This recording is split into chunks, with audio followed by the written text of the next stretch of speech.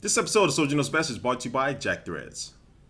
Hey, what's up guys, Soldier Knows Best here. Here's my review of the brand new Sony PS Vita. This little bad boy right here is supposed to give you an awesome gaming experience while on the go. So I'm gonna talk about the hardware, I'm gonna talk about the software, talk about the games and everything else in between. So just gonna jump right into it with the hardware. Now the Vita is a very sexy, well-designed device. I like everything with it as far as the looks. It's not that heavy at all, but it is right there on the verge of being uncomfortable if you want to carry this thing around in your pockets. It's a little bit too long for that. But overall, I think it feels very solid. I think it will be able to survive a couple drops or two if you do happen to drop that. I'm not going to test that in this video. On the front of the Vita, you will find the D-pad and also just the regular standard action buttons that you come in love with PlayStation controllers. And also the Vita does have dual analog sticks. It's going to be really great for first-person shooters. However, I do wish the analog sticks were just a little bit bigger for my taste. And to the size of the analog sticks, you will also find the speaker grills, but the speakers aren't the loudest. They'll be loud enough to get the job done, but if you do have a lot of background noise, the speakers may have problems keeping the audio up to your liking as well. And the Vita sports a 5-inch OLED touchscreen on the front, which looks very nice, has awesome viewing angles,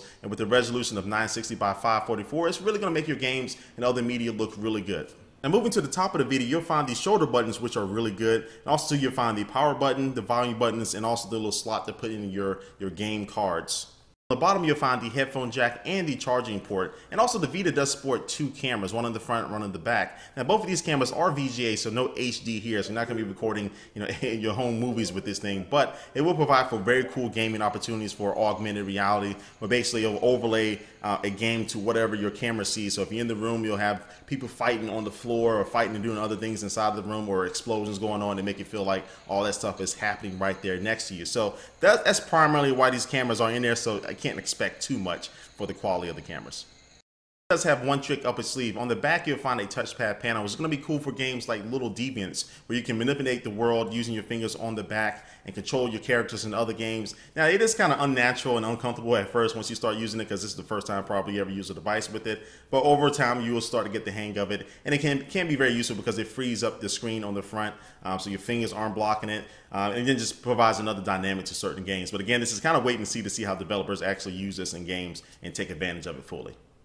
Inside, you'll find the ARM Cortex-A9 quad-core processor. It has built-in microphone and GPS. Also does have the 6-axis motion sensor, and you can also get either the Wi-Fi or the 3G version of the PlayStation Vita, and that 3G also does Wi-Fi as well. But here in the United States, the 3G is going to be going through AT&T, and this is the 3G version that I'm reviewing for this video. So overall, I would say the hardware for the Vita is pretty doggone good. I like the control layout. The touchpad on the back is a nice addition. But one thing the Vita is missing, though, it doesn't have any built-in internal storage, so you have to buy separate the Sony specific memory cards for the Vita, which can get pretty pricey. I mean, 32 gigabytes will run you about $100, so that's a lot of money for those. But other than that, I would say the Vita has some pretty nice hardware. All right, now it's going to talk about the OS on the PlayStation Vita. Now, I'm not a huge fan of this bubble type of layout, and I'm still not totally used to it yet, but it does get the job done. And all these little things represent an application or a setting or a game that you do have on here. And you can rearrange these to your liking if you tap and hold on them. Now you can move them around. Also, too, from this same screen, you can change the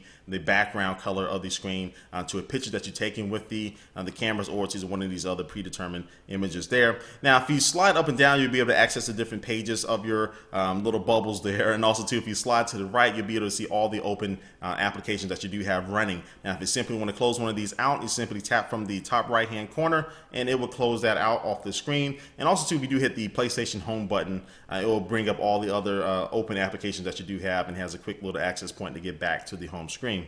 Now, looking at the top middle of the screen, you can also be able to see all the open applications or different games that you do have open. They each have this little icon there, which is pretty convenient. Now, in the top right-hand corner, you'll find this little bubble here, and that's going to be your notification hub, where all your notifications will show up there. So it'll let you know if people are playing nearby to you, or if you have friend requests and different things like that.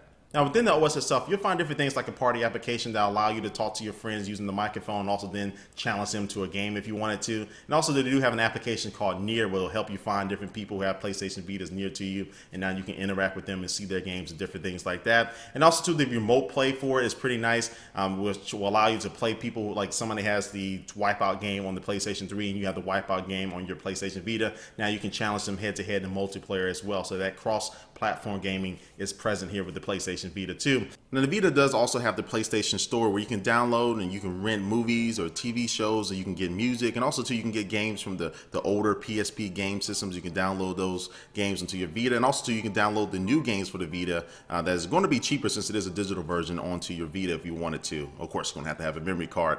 But then all this content that you do download, or if you want to get content onto your Vita, you can use the Content Media Manager. So that's its own application on the Vita itself, and plus it's something you can download whether it's for the PC or the Mac. You can download the Content Media Manager. Now you can take off and put on photos and music and videos and game saves and all that stuff as well.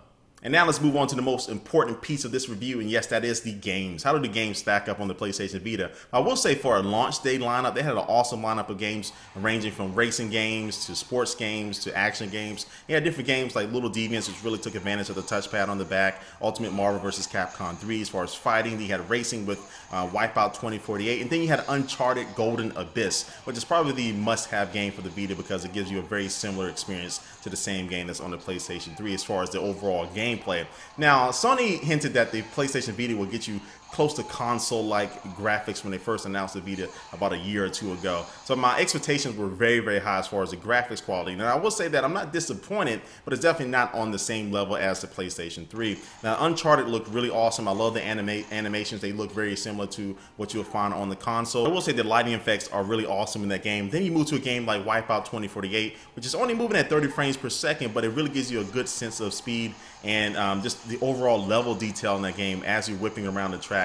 It's really amazing. And then the OLED screen on this PS Vita does a really good job and does a lot of these games justice. So I will say that the graphics quality of these games are pretty solid. And again, the launch lineup was awesome, but the rest of 2012 is going to be pretty good. They have games like Killzone lined up, Call of Duty, Little Big Planet, Madden, of course, and also Ninja Gaiden is going to be coming out to it, or Ninja Gaiden, however you're supposed to say it. It's going to be coming out for the PlayStation Vita this year. However, I do have a couple of issues with the Vita. One, no built-in storage. It's not a good thing. They're forcing to buy these memory cards. I think they could have provided at least 2 gigabytes of built-in storage for game saves and things like that. So if you are planning on downloading movies and downloading games to these little memory cards for the Vita, it will get pretty pricey for you. Now, also to the analog sticks, I think they can be just a little bit bigger, but that's not a big, huge complaint. And then other than that, I would say just the loading times for some of the games. But after all that is said and done, the PlayStation Vita is a really solid gaming device, and I think it is the best portable gaming device out there for you right now. And they can continue this momentum of these games that are coming out for 2012 and beyond, and really keep these developers on here. I think the Vita is going to be something that's going to be a really good investment for people who want the best portable gaming experience while you're on the go, on the plane, or in your car, different things like that. So again, they have 3G and Wi-Fi versions. If you just want the base Wi-Fi only version, that starts at $250. And again, I think it's a really good price for this device, and I think you won't be disappointed with it. So that's my total review. But before we head out of here, guys, we're going to take one last look at our sponsor for this video. And today's sponsor is Jack Threads. Jack Threads is a nice place to get really cool clothes for a low price. And I'm talking about brands like Kid Robot, Hurley, and Stussy, where you can get watches, you can get t-shirts, get jeans, shoes, a whole bunch of stuff for a very, very low price, up to 80% off on some of the stuff, which is not a bad deal at all. But this is an invite-only club. But if you want to get in right now, you can go to jackthreads.com/SKB and start shopping and getting some good clothes. All right, thanks for watching this video, guys. Please leave a comment down below about what you think about the PlayStation Vita. How does it stack up to the DS and the 3DS and all that stuff? Anyway, guys, thanks for watching, and I will catch you later. Peace.